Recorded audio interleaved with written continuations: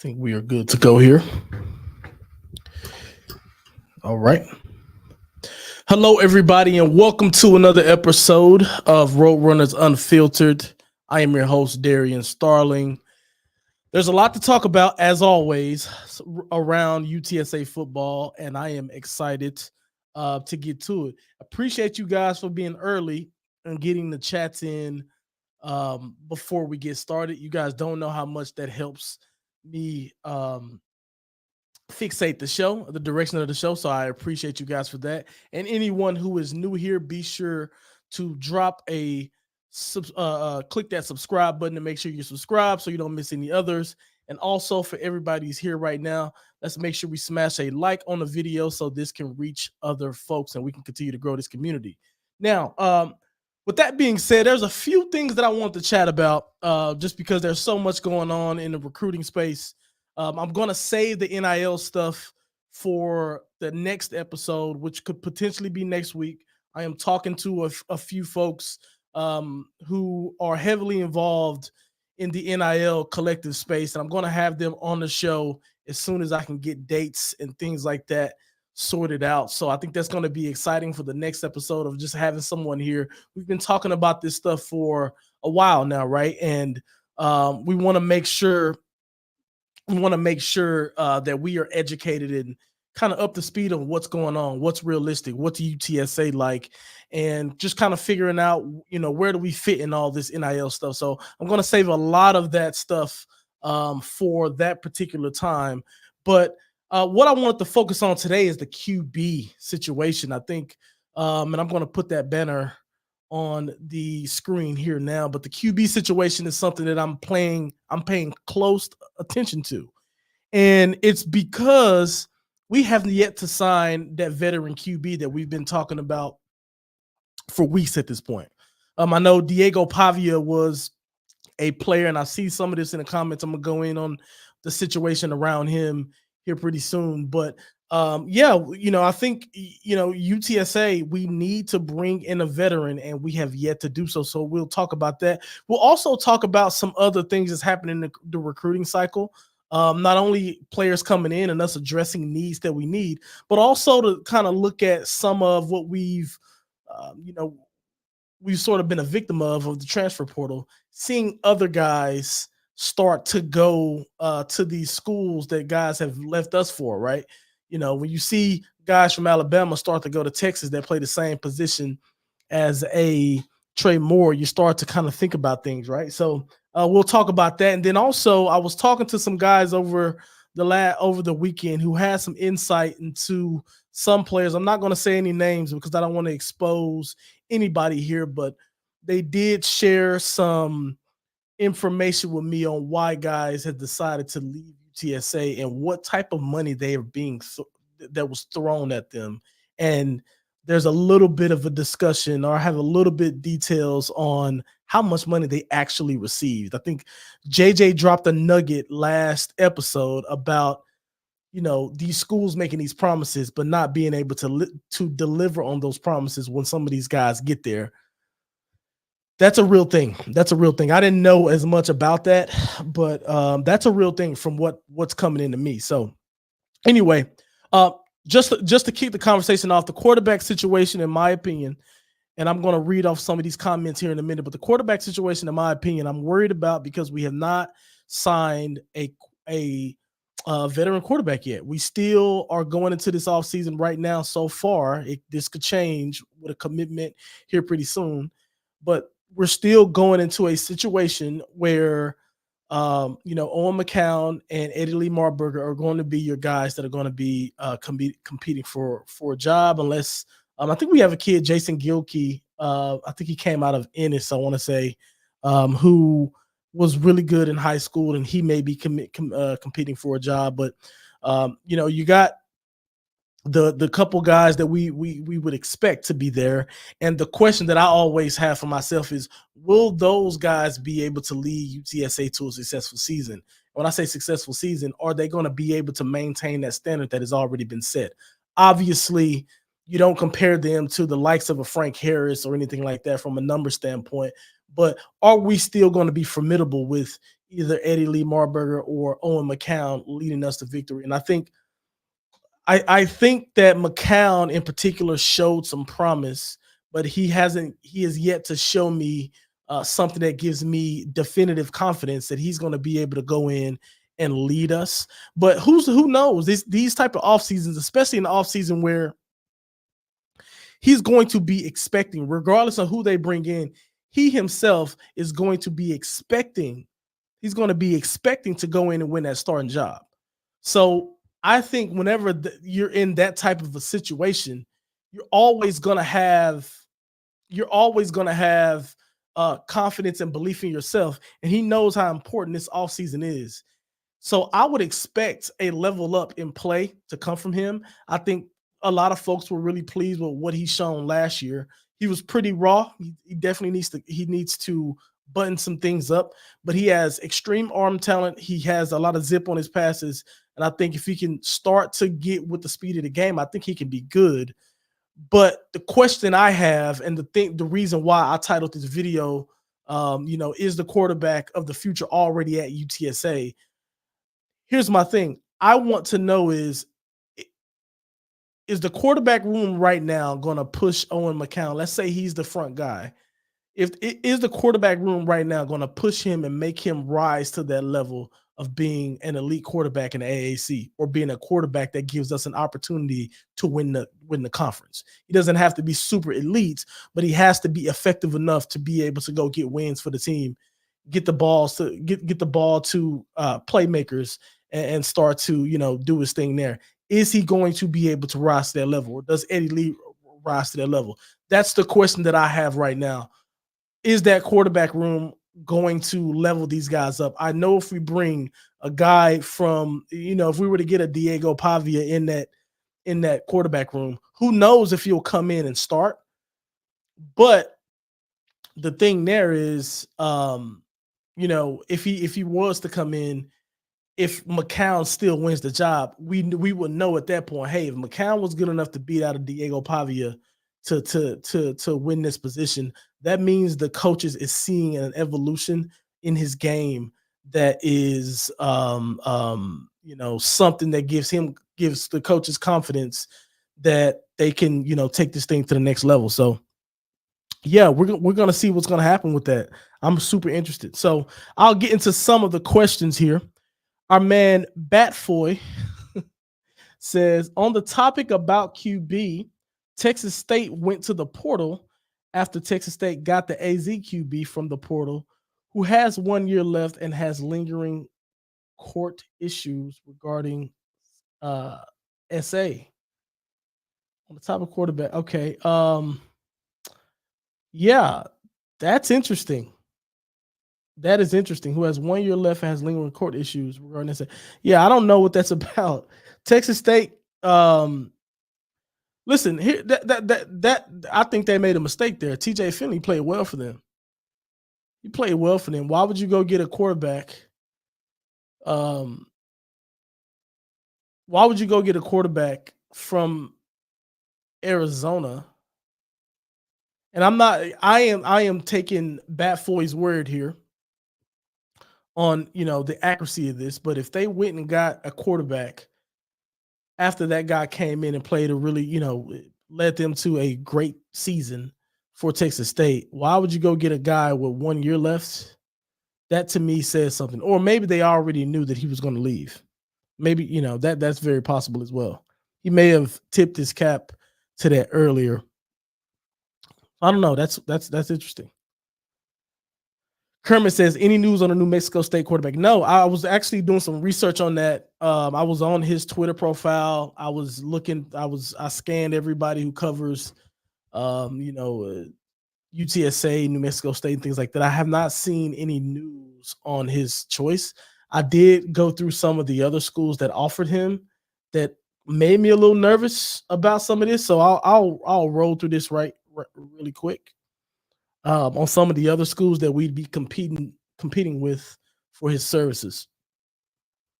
So I'm scrolling down his Twitter. Western Michigan offered him. Obviously, we offered him.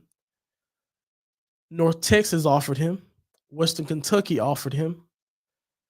Washington State offered him. Buffalo offered him. Nevada offered him.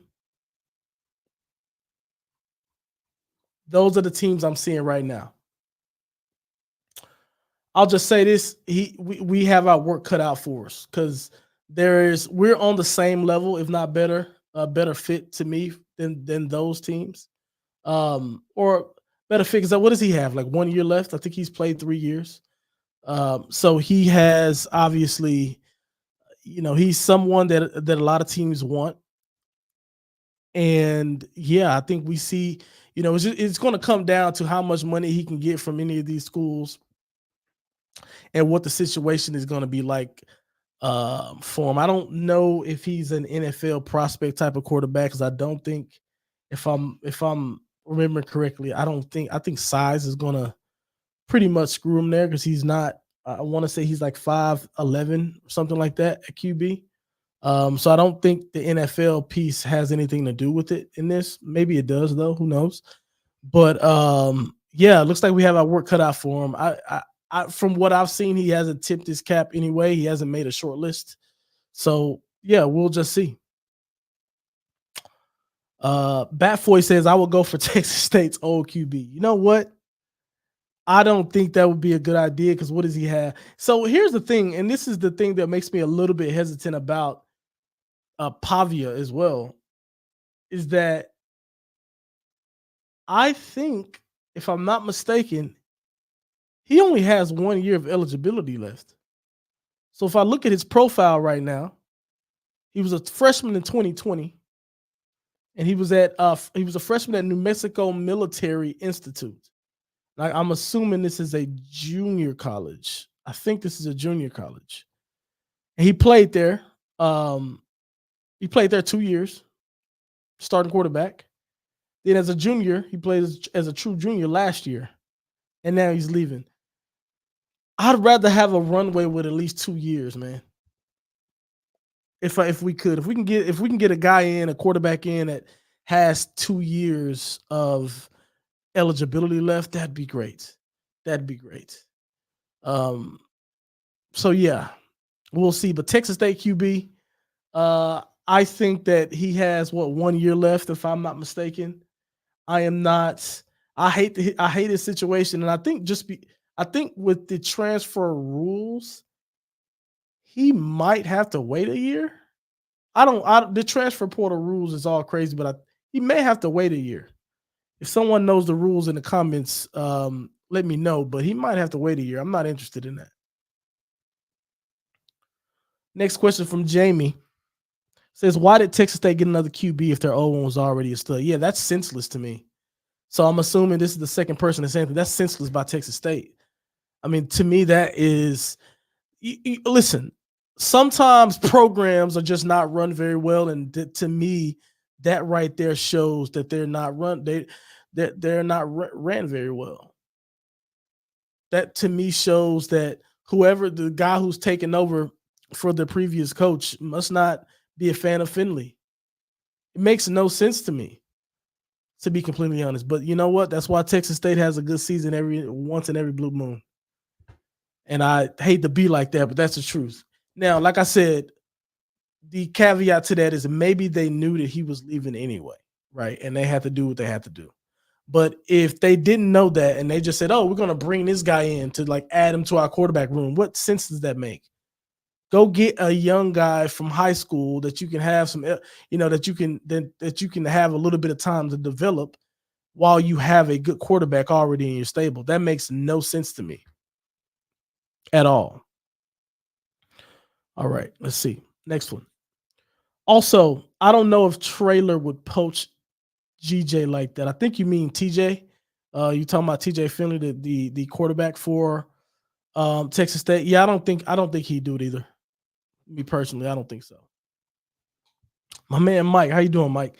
Wonder if we should go after Texas State QB Finley, who went to the portal. I don't think we should. Personally, I don't think we should. I think we should leave him be. That's a weird situation there. I'd be interested to hear what the background was behind all of this moving and shaking situation. It just seems weird to me. It just not that it's a red flag on the kid, but it's a red flag on the situation. If he comes in, he plays well, they go get another quarterback, and he enters the transfer portal. Something behind the scenes is going on there that it's not great. Let's see. Batfoy says he didn't poach him. TJ left on his own teams turn. Oh, he left on his own terms after they got another QB who had 1 year left. Yeah, insane, insane, insane, insane. If they did that, that's crazy. Batfoy says, anyone know how many years he has left? I don't. Let's see. Mike again, he says, you should get Frank Harris on to talk NIL and life after football. Dude, I would love to have Frank Harris on. You know what though? I will say this. I don't think he's interested. I don't know that for certain. I've reached out. I've gotten no response. I don't think he's necessarily interested, but it's a weird thing, man. I know some of these players, man, they listen to players know and they've heard Roadrunners Unfiltered, they've heard my voice. You know, they've used me as sound bites on hype videos and things like that. You know, this is Roadrunners Unfiltered, and I share my unfiltered thoughts. And as a football player, especially at that time, some guys, tend to stay away from media or what they consider media, which I don't necessarily consider myself media, but I guess I am. But some guys tend to stay away from that stuff. No harm, no foul. That door is always open. I would love to have him on to talk NIL since he's the executive director of, I think, City Inspired or something like that. That would be great. And then also to pick his brain on his his football career. He's arguably, the greatest weapon and the greatest player that's come through the school and that's had maybe not success in terms of, he's gotten drafted and things like that. But in terms of someone who's, put in a shift with that UTSA Roadrunner jersey on, there's not going to be too many folks that's done what he's done. Right. So yeah, I'd love to have him on. And I'm going to definitely try to do that, but I don't know if he's interested right now for sure. Let's see. Ivan Hill says a new quarterback won't help if our OC isn't able to adjust to their strengths. He tried to play ELM and Owen like Frank Harris, but in reality, Frank Harris has a different play style than Owen and ELM. Yeah, I agree with you to an extent here. So I do think he did try to play the exact same with these other quarterbacks. It especially doesn't work with ELM because he's not as mobile as Frank or Owen. But yeah, I do think there were similarities there, and I'm gonna tell you why though. I'm going to, as critical as if I've been on our OC, I'm going to come to his defense on this. It's one thing when you think that a quarterback or you think that a player is gone for an entire season. So let's say we thought Frank was gone for the entire season, right? Well, then, all right, the coach has to go back to the drawing board and figure out something, do things completely different. Because you also got to understand that if you change up the way you play football to accommodate this other quarterback that's in, you also have to make that also has an impact on all of the other players. So your receivers are now going to be running different routes. They're going to be doing things a little bit differently. They're going to be going against all the stuff that they've been working on as well. So is the running back, so is the lineman. The linemen are going to have to draft or going to have to block different. You got to also believe that some of the linemen that were brought in to play for, to play with a quarterback that has legs and it's going to scramble and it's going to, you need some of those linemen to be able to move and have endurance so they can be active throughout the play as a quarterback is extending the play. So in those situations, if you change too much at quarterback, especially from a temporary position, you could throw the entire team off whack for a game because now you have to change. You're not just changing the quarterback. That impact is not just isolated to the quarterback. It impacts every other position on that field. So in his defense, and like I said, that comes with a caveat as well, because I am not always in defense of this, of our OC. I think it's really hard to do something drastically different whenever you know that your starting quarterback is going to come back pretty soon. But I do agree that he did play the same exact way with those guys, and I think you can't really do that because neither one of them play the style Frank Harris plays. Mike says, "Great news that Mekhi Hart should be back next season. Uh, we'll need his experience on the O line." I think I butchered his name. I've seen that too. That's excellent, by the way.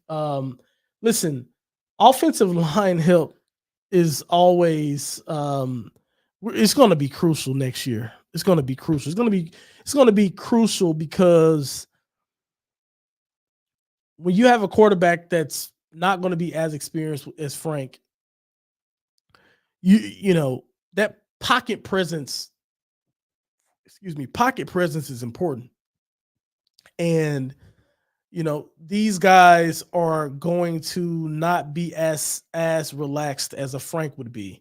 You can make a case Frank was a little bit too relaxed at times, but it's because he knows he's played for so long. He knows how to stand in there and throw balls under pressure, how to just shift left, shift right to be able to get a throw off, or whenever he just needs to bail out. Right, it's going to take time for some of these young guys, whoever's just going to come in. Even if we get a new guy, right, it's going to take time for them to understand, what the speed is going to be like in our conference. What's the speed going to be like against the team that we're going to play against? What is our offensive lineman? Do we have a guy? Is our right tackle weaker than our left? So on and so forth. All of that stuff matters, and all of that stuff, dictates the way a quarterback plays, right? So I think any type of help that we can get on that offensive line is going to be huge, and we need as many bodies as possible because, as we can see, injuries play a huge part, and we need to be able to go too deep across that offensive line. So that's a good one. That's a good one. Let's see, where are we at? I am going to switch. I'm going to get to the rest of the comments, but I did want to talk about the recruiting cycle because that just made me think about some of the recruiting stuff that just went on, and I think that's pretty good. That I think is pretty good for us right now. So we got New Mexico State safety Jamarius Lewis flipped from Southern Miss to UTSA. I'm happy about that because what did JJ and I talk about last week with all of this, right? What did we talk about? One of the positions that we both were concerned about was that safety position. We're bringing in a safety that's experienced, who's had success, and who's been someone that other teams have also looked at and said, hey, this guy can be an asset to our team. That's huge. Like I said, I don't care about stars. I don't care about where players are from, so on and so forth. But when you go get a guy who's experienced, that's going to come in and fill a gap that we have, that right there is huge. That, to me, is how you maintain a high level, is you fill these gaps with talented players. And when you can, and in certain positions, experienced players. Safety is a position we can't afford to have a young buck back there who is not ready, right? We can't take chances at the safety position because there's so much run responsibility and pass responsibility, and safeties are a integral or a very, very important part of the defense. So I was really, really excited about that pickup. Also, I don't think I mentioned it, but the pickup we got with from La Tech, Brevin Daniel, the linebacker, or no, Brevin Randall, the linebacker. Excited about that as well. Experience is going to be good at that linebacker position. I'm sure that he's going to be able, a guy that's going to be able to rush the passer. But coming from that La Tech program, considering how they have, just think about the Scooby Wright days. They have a history of putting out good linebackers and good physical players and good players on that defense. So I think that is also a great pickup as well. Just wanted to point that out because I'll get lost in the comments sometime and I'll forget to hit the topics that I have set out for myself. But okay, we'll get back to your comments here. David says, any updates on the indoor practice facility in terms of getting it done? So Here's what I've heard. I don't know if it's for certain. I think JJ mentioned some of this as well. So, um, they say he's going to get it. I don't know how soon. So apparently, it's a what is it? A practice pavilion is what I've been told that it's going to be called, or something like that, or outdoor practice pavilion, or something like that. Um, I'm hearing that he's going to get it. I just don't know if it's going to be in the summer or if it's going to be a situation where it is going to be before this season.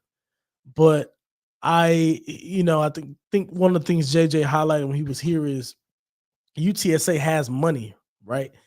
They have money that is for the athletic program that could easily probably go build this indoor practice facility.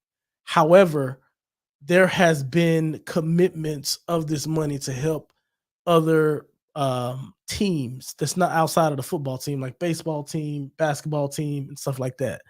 So the football team can't use it to get that indoor facility. And I think JJ made a good point, and I agree with this wholeheartedly. I think at some point, and I hate being like this because anybody who is we used to listen, like for those of you who don't know, there are there. I don't know how to say this without offending folks, but I guess other teams, other like track teams and baseball teams and basketball teams, stuff like that, they have a nasty taste in their mouth about football because football, especially schools that are like football dominant, football brings in the money and football gets the better resources and gets, the better perks and things like that. And those other teams feel like, well, we're here, we're scholarshipped just like these football players. Why aren't we getting access to the same type of perks and facilities and things like that?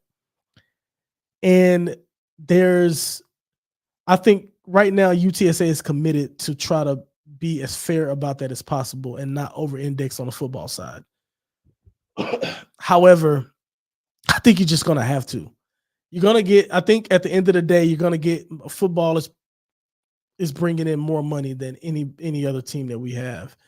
And I'm sure football is probably getting the most anyway, right? But at some point, you're going to have to make a commitment to say we're going to go all in on football, and then we'll bring along our other teams within our school as football continues to level up. I think we're going to have to do that at some point because I'm sure like the thing about it is, man, like I think, and I'll say this, and I'll continue to believe this. Coach Traylor did not go interview with those other schools for no reason. That man wants resources. He's always talked great about the city, the people around the program, what he's happy about, his individual pay and how he's pleased with it. But what has he always talked about and been frustrated with? And listen, take him at his word. Take him at his word. He has been frustrated with the lack of resources to be able to maintain the staff that he wants and to be able to maintain and compete and keep and retain players. The NIL stuff is a different beast, and we'll talk about that whenever I have someone who is closer to the NIL collective come on next week. But in terms of the resources around the school and things like that, he probably knows that there's money we have committed to basketball or track or to this other thing that could be used for our indoor facility that we won't get. Whereas he can go to one of these other schools that have already ripped that Band-Aid off and say, you know what, we're going to allow football to rise up everybody else, but we're going to prioritize football. He probably looks at that situation and likes it. So I think at some point we're going to have to make that decision to transition to that, if I'm being completely honest. Next question. Just curious, between ELM and Owen McCown, who play styles do you favor more? Honestly, I think for our situation, I think I favor Owen McCown's play style more. It does not mean that he is better. Does not mean that there are some things that ELM does better than him, but I like the fact that he has shown some decent speed and some elusivity to extend plays and to be able to, run with his legs. I like that, and I'll tell you this: what's funny about it is I think arm talent wise, Eddie Lee Marburger, that dude has some arm talent on him.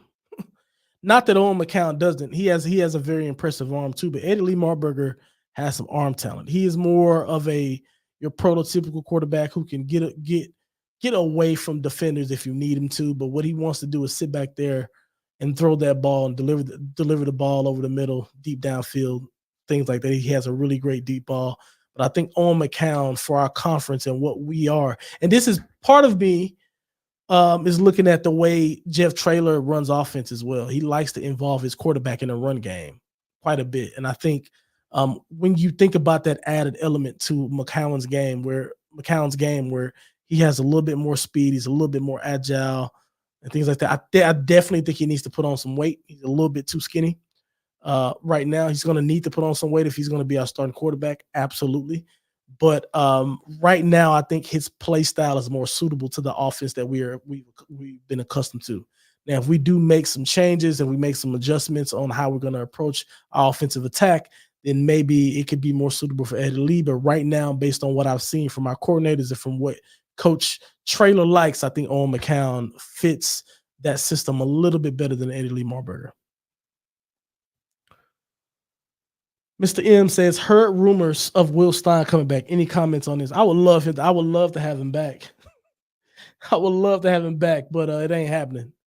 It ain't happening. Dude, that dude is going to he's not going to leave Oregon unless he's coming to get a head coaching job. So unless you're telling me Coach Traylor is leaving, which is very possible, I don't see Will Stein coming back. Mr. M, I don't know if I've seen you on here. If you're new here, make sure you hit that subscribe button. Trying to get to that 1,000. That'll be extremely helpful. My man ATX, always got a chunk of deuces to my guy. Let's see. Hello, this road runner. I think this is a new person too. Nice. Got new people in. That is awesome to me. Yeah, make sure you hit that subscribe button. And welcome. So, hello, this runner says there will be more portal entries after spring ball starts. I'd roll with McCown and ELM for now and see what pops in later. Yeah, so yes, if you aren't able to get the quarterback that you're looking for to come in from one of these other schools, but I'd like to get somebody in there as early as possible to start to build camaraderie with the team, to go through our offseason program, to be there fighting and going through a tough offseason and going through spring ball. And I know spring ball does not count, is not going to be as important as previous years, but you still want to be able to build chemistry at that quarterback position as much as possible. So the earlier the better. I would prefer to have bring in a quarterback now. That would be the most ideal situation. But if we do bring a quarterback in, I think in the spring, because I think we have like a 2-week window in the spring that opens up for transfers, that person's only going to get a summer and a training camp, which I know in summer they can have practices and stuff like that now. So they will be able to get some, integration with their team and stuff like that. But I'd prefer them to come in as early as possible.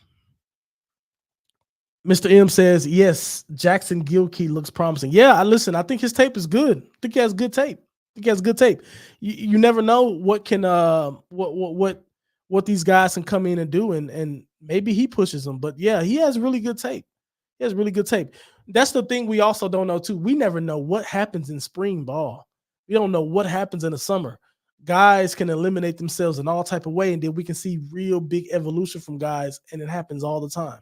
And we could have a guy on our roster right now we aren't talking about that could come in and win a job. You just never know.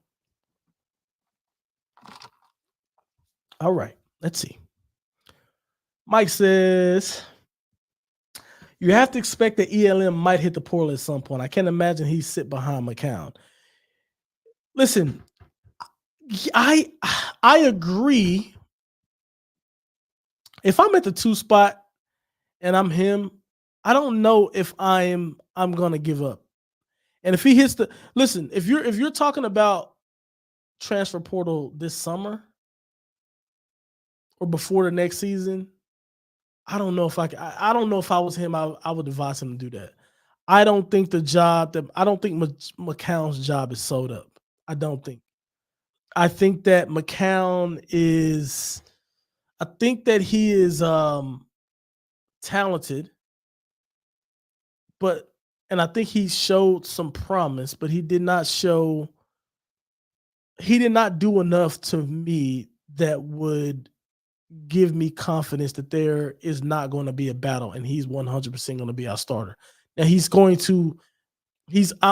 for sure going to be someone who is going to have that opportunity, and he's probably going to be the guy who's they're going to pencil in as a starter for right now.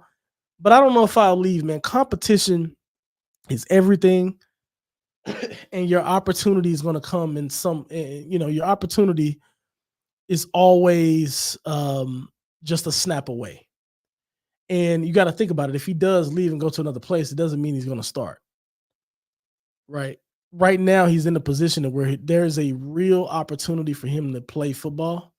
Even if he goes in as the second string guy, who knows what happens with McCown? What if he's not good? What if he plays bad? Guess who gets his number called? Number 12. So I will say this: if we go into our next season and McCown plays well and ELM is now, he relegated to a backup who didn't play at all, or maybe he fell down the depth chart more, then yes, he should leave and he should go, take his talents elsewhere. But right now, I don't think so. I think he should stay in and compete and see if he can earn a spot or wait on his opportunity. Eli, Eli the guy sports, Diego Pavia. This is probably in reference to something I said earlier when I didn't know what I was talking about. But welcome, Eli. I don't know if I've seen you here either. Make sure you smash that subscribe button for your boy. Let's see. Gabriel Perez says, thoughts on how McCown played during his time in Colorado. I hadn't seen a lot of his tape at Colorado, if I'm honest with you. But let's look it up. Let's see what his numbers were. Did he play much? Let's see. I'm going to look it up. Oh, McCown, Colorado. Let's see what he did for Colorado. He played in 4 games. He completed 57% of his passes for 600 yards, 2 touchdowns. He had 27 carries for 38 yards. Completed 26 of 42 pass attempts with 258 yards and a passing touchdown against UCLA. Okay. Interesting. Let me see what his actual numbers were. Because they're only giving me the good stuff. I want to see what the real numbers were. I don't think I'm going to find it. Okay, here we go. Sports Reference should have it. All right. He was 57% of his passes, played 4 games. He had 2 touchdowns, 2 interceptions. Yeah, not great. Not great. He probably wasn't ready for that level. That's a high level of football, man. He's playing against UCLA's, and that's football there. Like, it is what it is now. He's a runner. We'll see what happens. 5'11", 175. I believe he is talking about Diego Pavia here. Yeah. He's a small guy. Let's see. ATX says let's see. Did y'all see this? Had an Alabama at a bar this past weekend tell me, I'm assuming you said Alabama fan, at a bar this past weekend, tell me that I don't know what it feels like to lose players in the portal. Whatever. Whatever. Yeah, Alabama, whatever, whatever. I ain't trying to hear that. Mike says, if we go with what we have at QB, I hope we are surrounding him with the right coaching to help develop him into what we need to fit our offense. I hope so too. I hope so too. 1000%. I think that our offensive coordinator is going to need, just to be completely honest, I think our offensive coordinator is going to need to be a little bit better this year. Um, I don't want to go too far in on him because it was his first season, and obviously there's going to be growing pains and things like that. But I definitely think the approach is going to have to be different with a quarterback that's a lot more inexperienced, and now that you're building it around that guy. That's if this happens, but it's going to be interesting to see what our offense looks like without Frank Harris being in the fray, without Joshua Cephas being there. You know what I mean? Like, I feel like we're going to probably be more run-heavy team than we've been in the past, because we do have three solid running backs. And at this point, I mean, JJ brought up a good point. Who do you start? I mean, to be fair, Robert Henry deserves to start. Kavorian Barnes still, he didn't have a great of a season, but he deserves to be in the rotation, and so does Rocco Griffin. Maybe our offense changes to where we are more run based now. That is very, very possible. I think that is something that is probably likely, to be honest, if we're going to have a quarterback that is relatively inexperienced. Eric Zarate says, how many wins do you see UTSA getting with Owen at QB and ELM at QB? Great question. Do you think we'd win more with one or the other? Great question, Eric. So it's a hard question because it's so early, right? And there's so many uncertainties and very different variables and things like that. But I would say that I think from what I've seen with Owen, let's sort of forecast a improvement in play, just because he's going to be a little bit experienced, going to go through an off season, and he's probably going to be a lot more comfortable, or he'd be a lot more comfortable if he wants that starting quarterback job. And I look at the relative ease in our schedule compared to what our teams have been before. I know a lot of folks keep saying our schedule is easy. We have a favorable schedule. Our schedule is favorable based on what we've seen from our team before. We are going to have a completely different team next year with different players, and we are losing.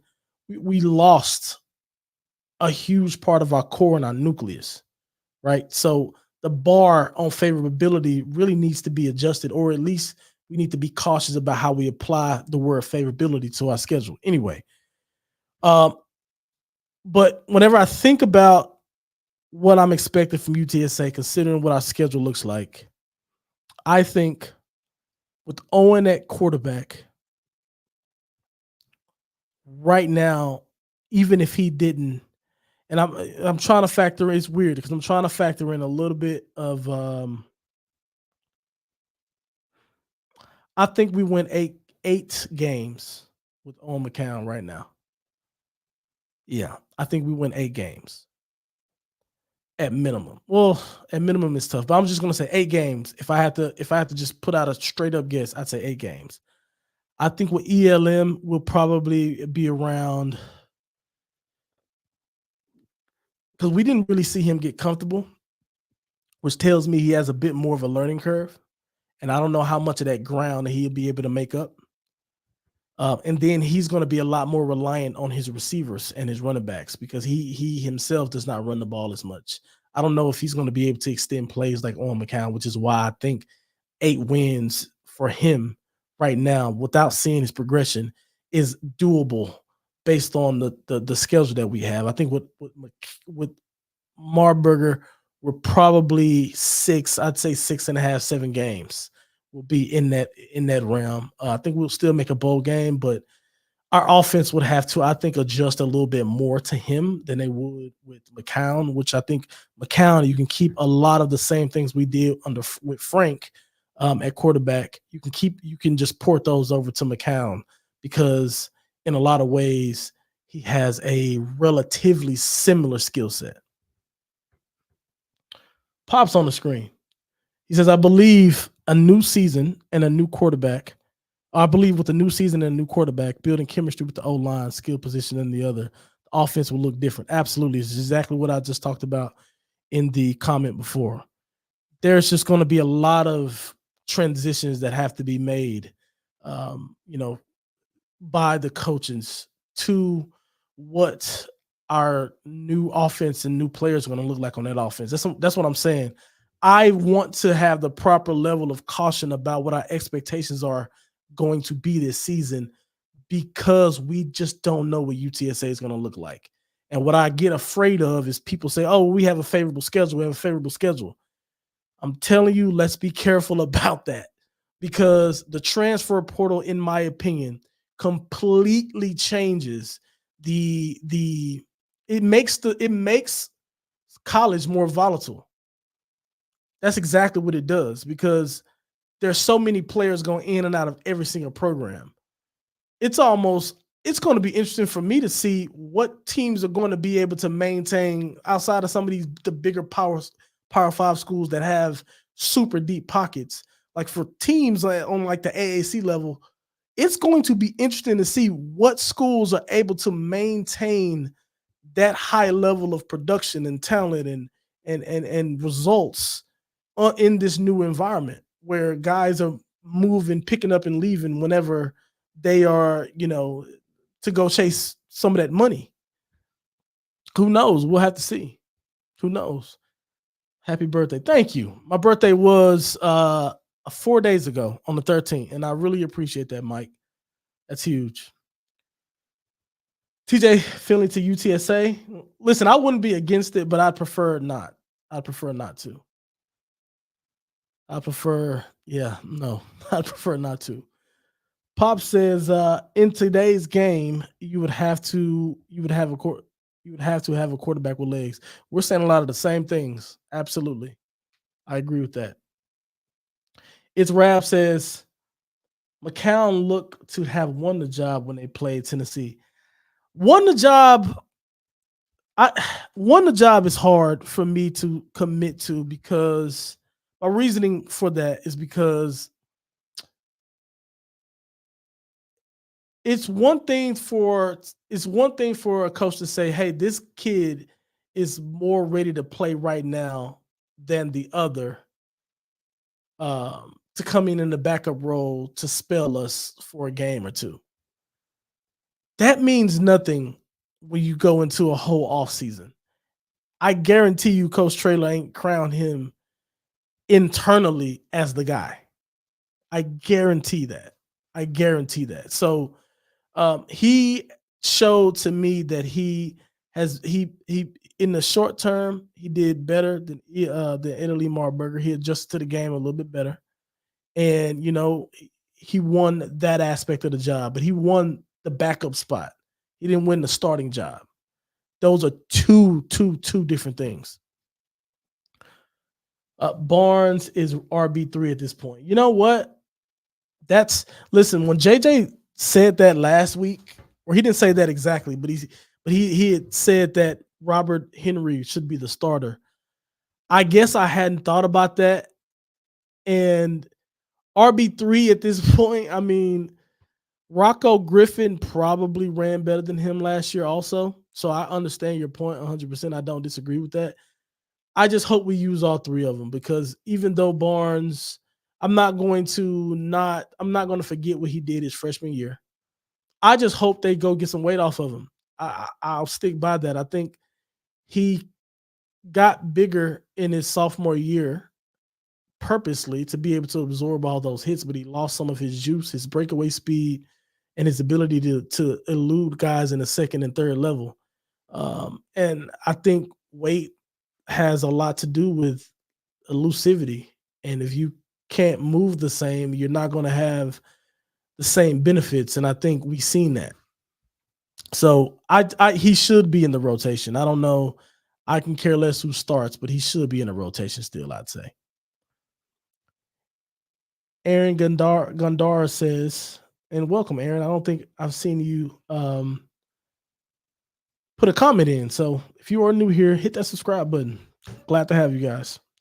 All right. Any chance we get some big names from P5 after the spring? Also, I'm new here. Great. So I was right.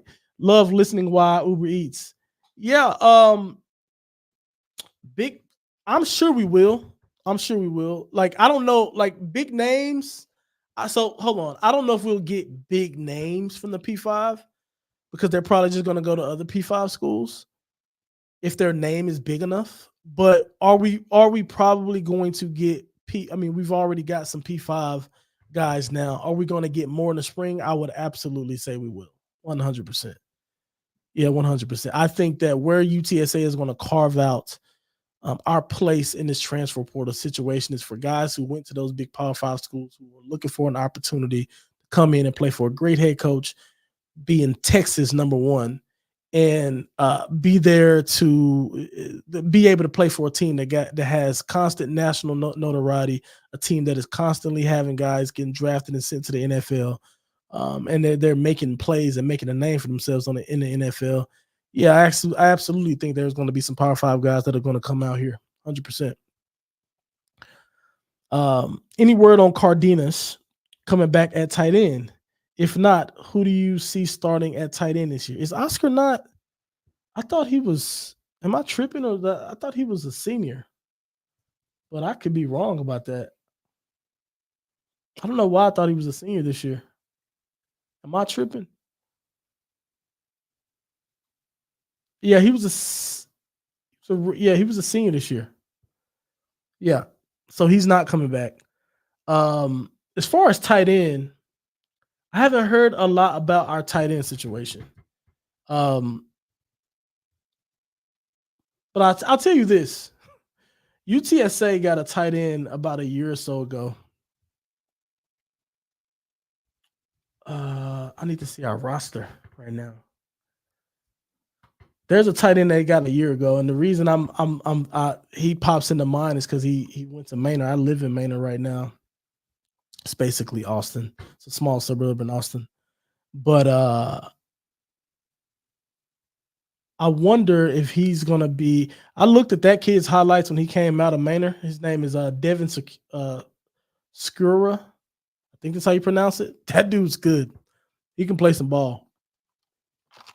6'5", 260. That to me was an Oscar. Like they thought of Oscar when they got him. 6'5", 260 as a freshman.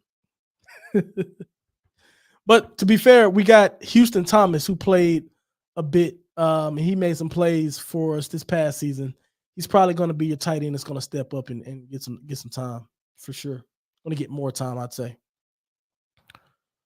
That's rocking noon to the moon. I think that's a new person too. Hit that subscribe button, buddy. Glad to have you. Mike says, I wonder if the O-line looks dictates who starts at QB. If it's a close battle, who's starting. I don't think so. I think the O-line, the way the O-line stuff is going to work, you just got to roll out your best guys at the end of the day. I don't think it's going to – I think at quarterback, it's a position that you're going to have to throw your best guy out there regardless of what you have around him. So I don't think it'll have a lot to do with it. I want to jump to this before I get to the last few chats here. And I want to talk about one of the things I heard on player departures. I should have probably spoke about some of this earlier before some folks left the chat, but those of you who are still here, you'll get to hear some of this. So I was talking to, some folks that were around some of the guys who have recently left, some of the bigger name guys that have recently left over the last couple of years. And, I asked a question about, we were talking about NIL money and how it's changed it's just changed the landscape of recruiting. It's changed the landscape of college football. And, I sort of kind of asked, like, why did such and such leave the program? It didn't make a lot of sense to me. It didn't make a lot of sense to others. And, why? And basically they said that particular person, although they were a prominent player at the school, they weren't, to their knowledge, prioritized from an NIL standpoint. And, you know, with limited time left to capitalize on NIL, they wanted to make, the most of their, they wanted to make the most of their situation. And the type of money that they were getting offered by other schools was significant enough that it could be life changing for them. Um, they were speaking about helping family out and those sort of things. And, so that's basically what it is. And to me, that's a real interesting thing because it's like, how do you know? And that's one of the reasons why I want to talk to the NIL collective folks so much, because I'm like, how do you guys communicate to some of these players that, hey, we're going to prioritize you next year, or we want to work with you and make sure you get paid. Like, if we lose some of our best players on situations like that, man, that sucks. That sucks. Because if you think about it, it could be that to me could have, what I took from that is that could have been a lack of communication. That could have been a lack of communication, number one. And number two, what type of money were they offered? I can tell you this. I was told that, and this is not one player, by the way, but I was told that the money that was promised was not delivered. And this kind of supports JJ's argument or theory before, when he said, yeah, these guys are just given, they're committing to these schools for this money, and these teams are just lying. A lot of it is, oh, you're capable of making $200,000, right? You're capable of making this. This is something that you will probably get, but you got to go win a job and you got to go do all of that stuff. Interesting stuff.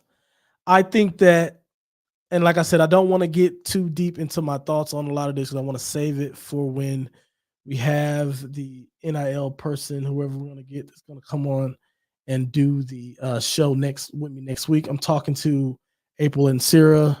I'm talking to a couple of other folks as well, who were really close to this stuff. So, yeah, it's interesting. I think that, how transparent can these NIL collectives be? That's one of the questions I'm going to ask. Like these particular individuals, one in particular, I guess, didn't know if they would be prioritized or not. So they said, I'm just going to go elsewhere.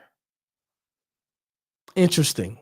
That could be all a lie too. None of this could be true, by the way. Right. So let's be very clear about that. But I know that this was something that I was told. And I think that I don't know. It's unfortunate for the guys. All right. I'm gonna run through these last questions here. Let's see. Also, I've heard wait. Aaron Gandera says, also, I've heard ELM is dyslexic. Not sure if that affects anything. I hope not. There's a lot of guys on the team that are going to be dyslexic. I have a lot of friends that are dyslexic, and they were some of the most notable players at UTSA football around the time I was there and shortly afterwards. So that shouldn't matter. Let's see. Ramon D says he's a super senior. He has the option to come back. Okay, nice. Well, he should come back. He should come back then, 100%. I haven't heard anything about that, but yeah, let's go on Twitter and make sure we can get him back with us.